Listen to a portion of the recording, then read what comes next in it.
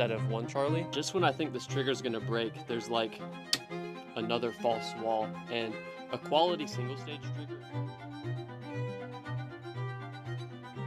One of the most common upgrades that you can perform on a rifle is upgrading the trigger. So on AR patterns, that typically means moving from something like this single stage Milspec trigger that sits around 5.5 to 7 pounds to something nicer like the LaRue MBT, which is a 2-stage trigger with a 2 to 2.5 pound first stage and then a 2 to 2.5 pound second stage that breaks like a glass rod.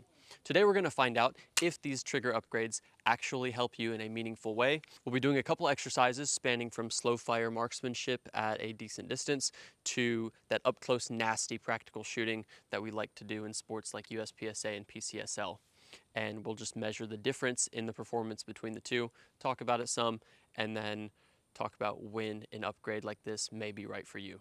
Let's jump right into it. So I've set 2 basic NRA 100-yard targets up at the 100-yard line, and we're going to shoot 2 different 10-round groups.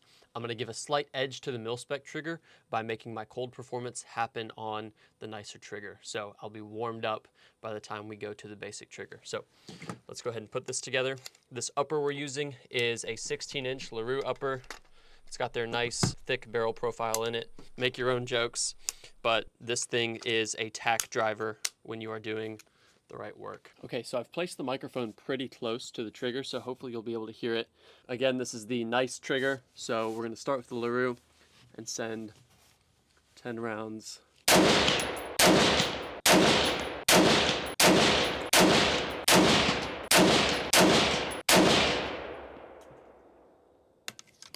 All right, so that's 10 from the LaRue. Let's go ahead and swap the lowers. Probably let the barrel cool down too, just for consistency's sake. So again, another 10-round group at 100 yards, this time with the ruh-roh. Let's find out what's up with that. Oh, stand by, I have to remove this. There we go. Oh, okay, crisis averted. Goodbye, bad lever. Apparently Mark LaRue doesn't want you to have bad levers on your guns because that little recess in the upper receiver will not allow you to close the bolt with a bad lever on. So today I learned, back to work. Now we have the Milspec trigger. Again, this is like a very sturdy but also kind of mushy. You can see all that mush right there. And just listen to it. And then the reset. It creeps forward, creeps forward. There's the reset. But yeah, 10-round group. Let's do that now. All right, so on to the second target. I feel great about this. We're gonna give this Milspec trigger the best chance possible.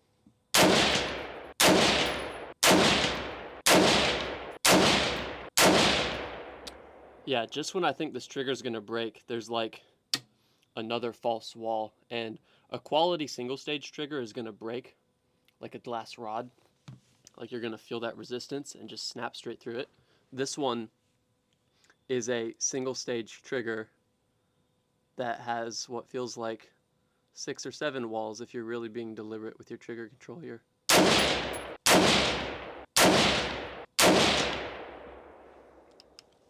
And that is 10 rounds with the Milspec trigger.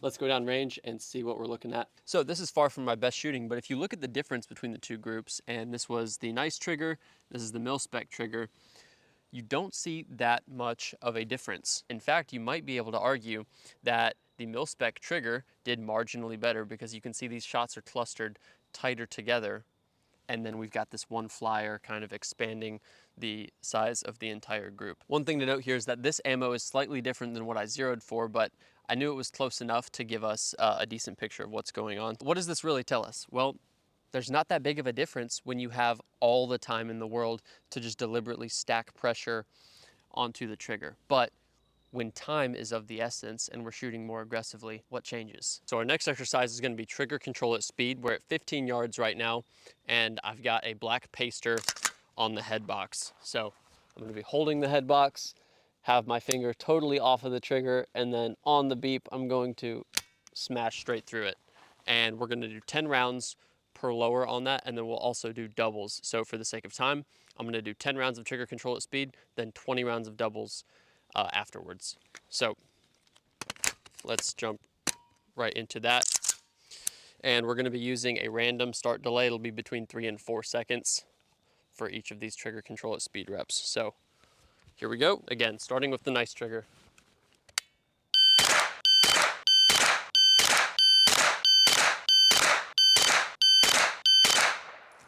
Okay, I hope I didn't throw one or two over the top.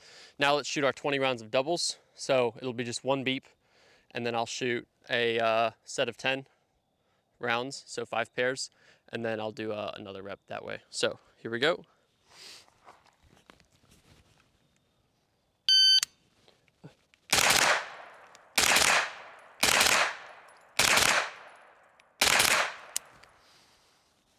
That's really rough. Okay, so we have 5 alphas and 5 charlies, or 6 alphas and 5 charlies, but it's really 5 good shots from the first shots, and then the second shots are just off. All right, again, let's tighten that up.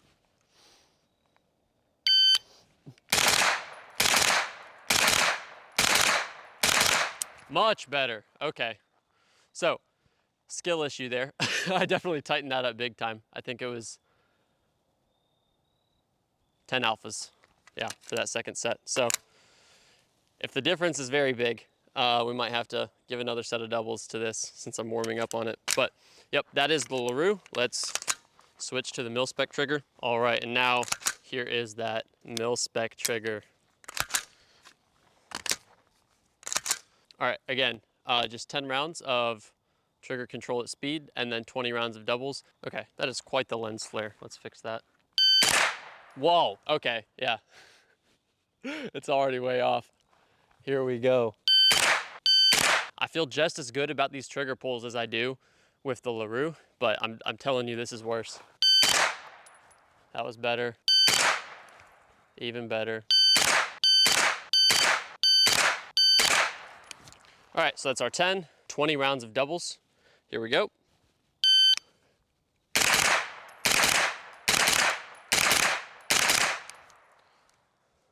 All right. Again.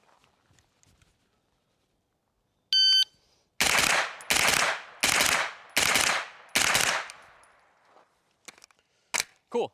All right, so that's 30 rounds from each gun. Let's go look at the targets. All right, like I said, that first set of doubles from the nice trigger is 100% a skill issue. My mount was not doing what I needed to do with it, and as a result, you can see on the first target, those doubles are kind of all over the place. But let's talk about the trigger control at speed first. We're looking at points-wise, 9 alphas, those 2 line breakers are pretty close, and then 1 Charlie. So you can see 2, 4, 6, 8, 10, all right?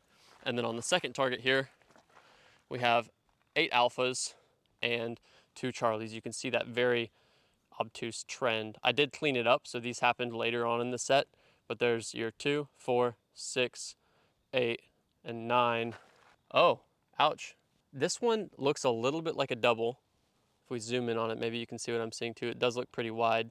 I'd be happy to admit that it's a mic. Either way, this one is worse than this one.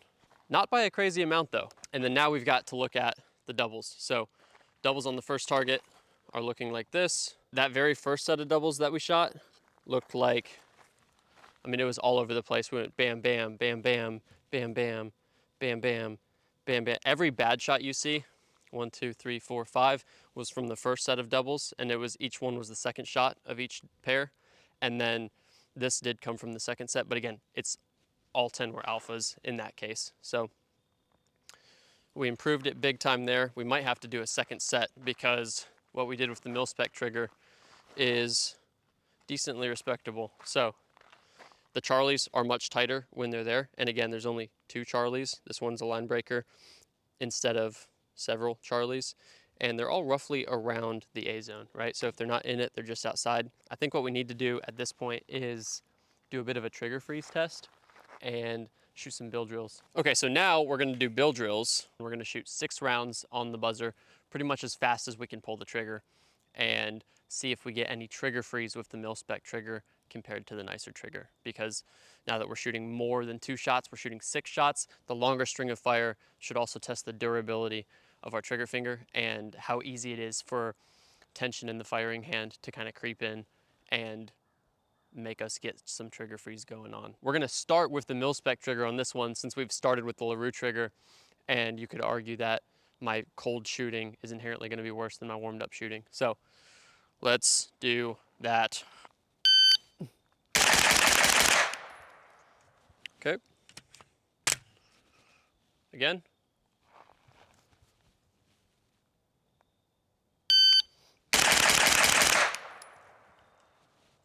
All right, do we have enough? I sure hope so.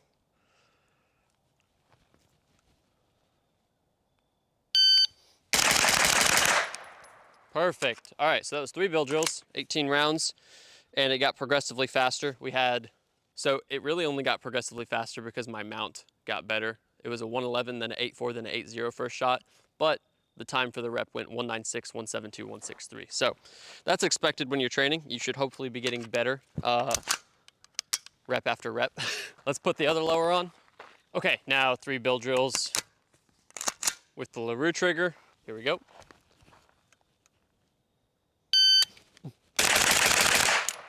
Okay, so the splits are definitely faster, but the hits are markedly worse. Let's see if we can tighten that up.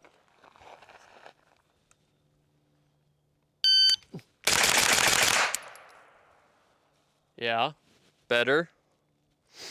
One more.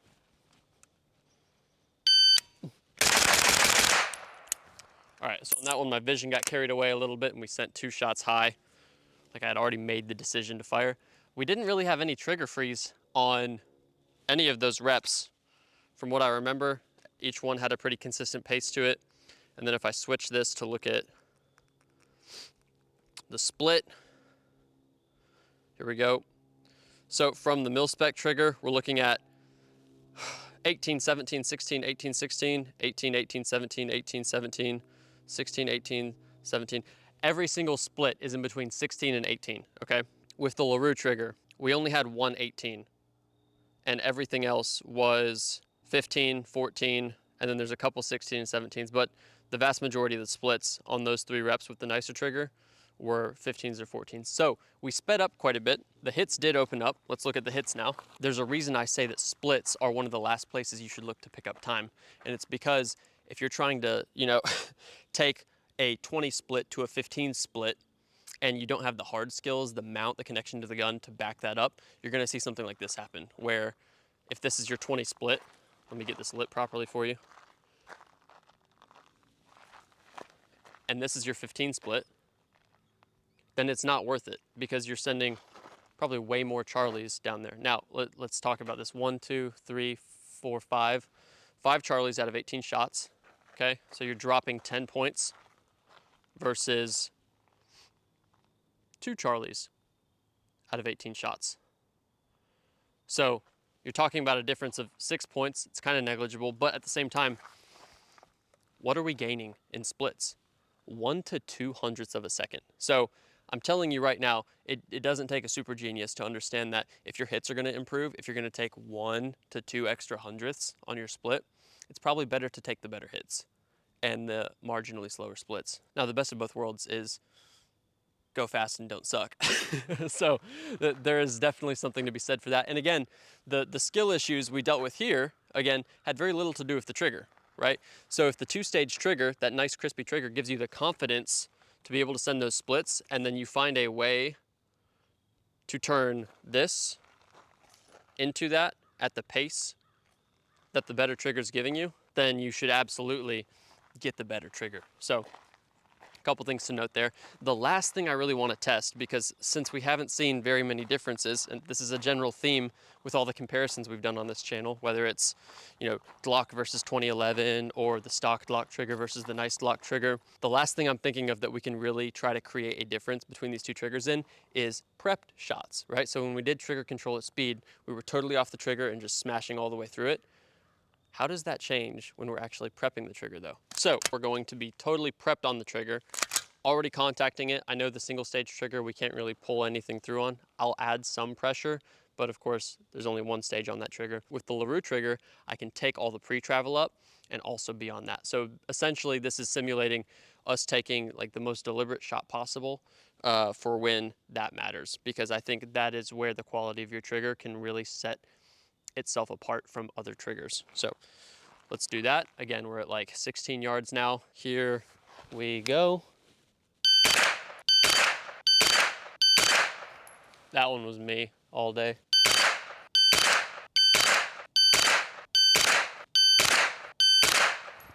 All right, so there was that. Let's switch lowers. Here we go. This is the LaRue trigger now. Same thing, 10 rounds, but we're prepped on the trigger now instead of slapping through it. That was also me, so let's just make sure we only have one mistake shot per gun. Another called low shot. Late. All right, so the lowest one on that target was my last one. Definitely feeling the arm fatigue too. I'm so glad we did this, because now this is the clearest difference you're gonna see between these two triggers. It's pretty blatant, so I'll let it speak for itself. This was the Milspec trigger. Boom, there you go. So you can see this was my first shot. We called that one pretty off, but the rest of it, again, we're still like either in the credit card or right outside it. Really kind of like stacking rounds well. If I am kind of deviating, it'll be like almost like a triangle kind of coming up or a little high. Here is the LaRue trigger, and you can see there's almost, besides that one called flyer, and I did call this one as well, but you can see this one is definitely our worst side to side. Everything else is just vertical. This is why it's also very important to not just count points when we're doing stuff like this. Also count the trend. Like what is this trigger doing for my performance versus here?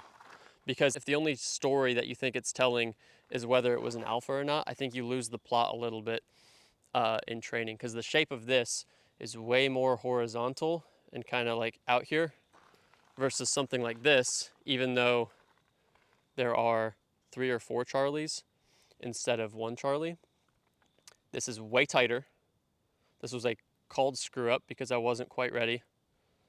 And then everything else is pretty tight. I think we can call it with those 4 exercises. I'm frankly surprised at the lack of difference, especially on those faster exercises with more shots like doubles and bill drills. It really came down to the other shooting skills, like my visual discipline and the quality of my mount. Like if we saw any Charlies during those exercises, they were because of those 2 things I just mentioned, because that's what I need work on. So it definitely wasn't because of the trigger. Yes, we did gain 1 to 200ths of a second on the splits on those exercises like the bill drill and the doubles, but it's kind of negligible when you think about it, especially because the hits kind of came out at the same time or in proportion to how the split times changed, because my hard skills couldn't quite support the 14 splits in the way that they're able to support those 18 splits with where I'm at right now. I hope all that made sense instead of it being a little too ranty, but I guess the real conclusion we're drawing here is there's not that big of a difference between different triggers. If you want to get a nicer trigger just because you enjoy the feel of it, go for it. I have nicer triggers too. But what I will absolutely say is if you're a newer shooter and you're trying to save a buck, I would absolutely put that $100 to $300 that you would be spending on a LaRue, a Geisley, a Hyperfire, and probably put it towards ammo, because that is absolutely going to give you more benefit and increase your performance more than just dropping a new trigger into your gun will. I hope you enjoyed this comparison video. That's all I've got for y'all today. You can get your hats on the website, bettermarksman.com. The 2026 schedule is also open. We're adding dates. So if you want to host a class, the host gets a free slot. You just need a range, and you can set that up by going to the website as well. If you run an aftermarket trigger that you really enjoy and you think truly adds to your performance, drop it down in the comments. Let people know what you think about it. And as always, thank you for watching, and I hope this video made you a better marksman.